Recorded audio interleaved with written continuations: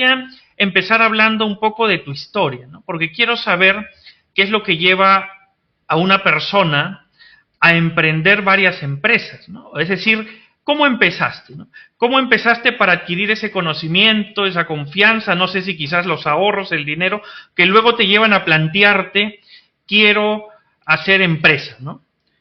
Cuéntanos Claro, un poco. Uh-huh. gracias. Mira, Fernando, nos tenemos que regresar a 1998, que realmente es cuando yo inicio mi vida profesional, o lo considero. Todavía empecé a trabajar mucho antes, yo me gradué como licenciado en Mercadotecnia en el 95, pero en el 98 entré a Teléfonos de México, que empezaba la competencia de larga distancia en aquel entonces, competencia de larga distancia en el país. Antes eran un monopolio, posteriormente se abrió al libre mercado y empezamos a trabajar esquemas de mercadeo. Yo tuve la oportunidad de ser gerente de la zona occidente del país y me tocó participar en la introducción de Internet como servicio en 1998 en el occidente del país. En ese entonces el servicio se llamaba Prodigy y nos conectábamos a 56 kbps. Esa era la velocidad amplia. La velocidad normal era Uh-huh. 28 kbps.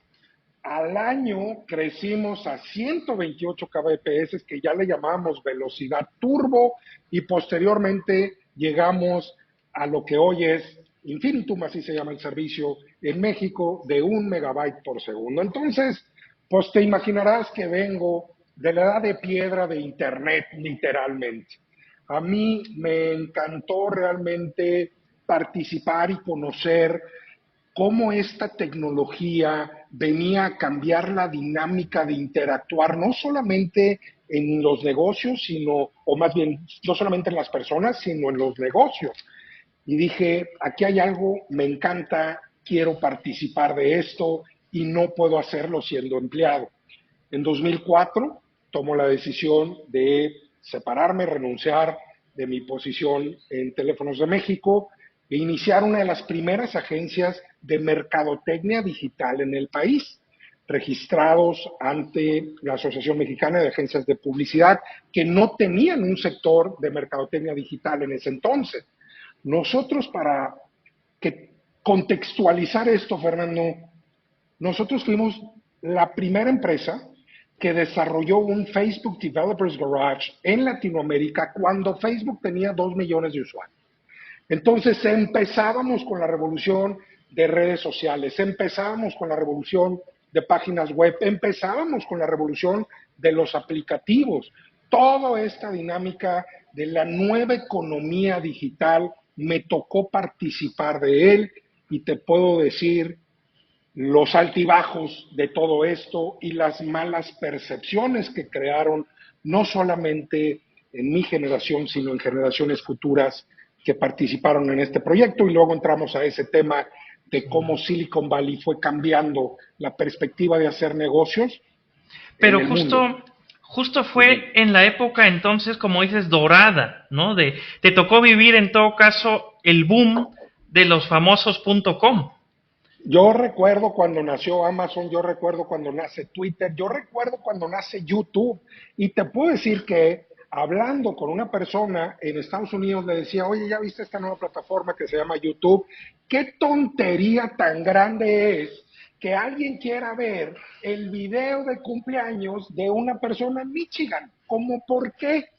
A ese grado de nacimiento del Internet. Hoy, obviamente, YouTube pues es el monstruo del Internet, pero cuando empezó, Fernando, pues era un servicio ilógico, no tenía un sentido comercial, hasta que nos dimos cuenta que el talento humano estaba limitado por espacio de transmisión. Las televisoras antes, pues tenían sus horarios, tenías 1 hora de programa, o 2 horas de programa, o media hora de programa, y tenías 2, 3, 4 televisoras. No había mucho espacio para el talento o la gran cantidad de talento que existía. Llega YouTube y de repente todo el mundo es un artista. Pero brota el talento, el humor, la actuación, la educación y empieza a prosperar y a convertirse en lo que hoy es YouTube. Pero en ese inicio no teníamos esa visión, no era fácil de verlo.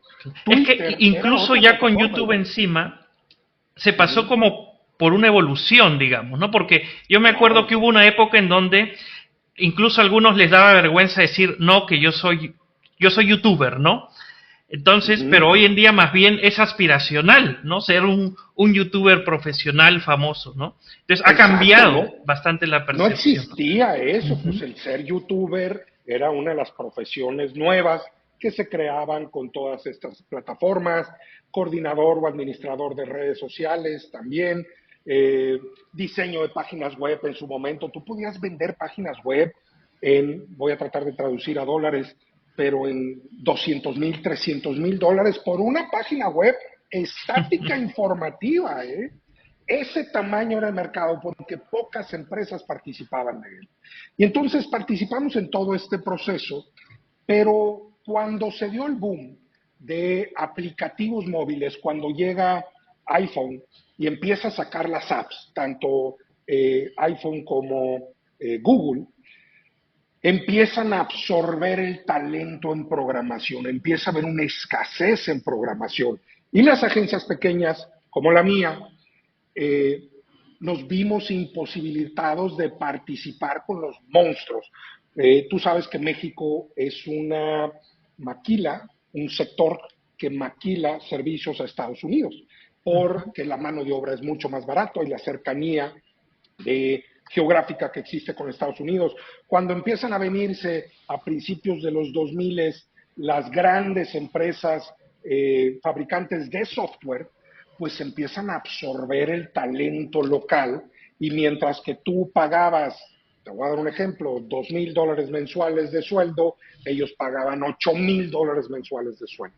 Entonces era imposible competir contra Pixar, contra Intel, contra IBM, contra Hewlett Packard, contra los grandes jugadores, y eso fue absorbiendo el talento y las pequeñas empresas nos tuvimos que ir a la periferia de las zonas urbanas o migrar a Centro, Sudamérica para poder mantenernos en el mercado. Ya olvídate de ser competitivos, mantenernos ahí.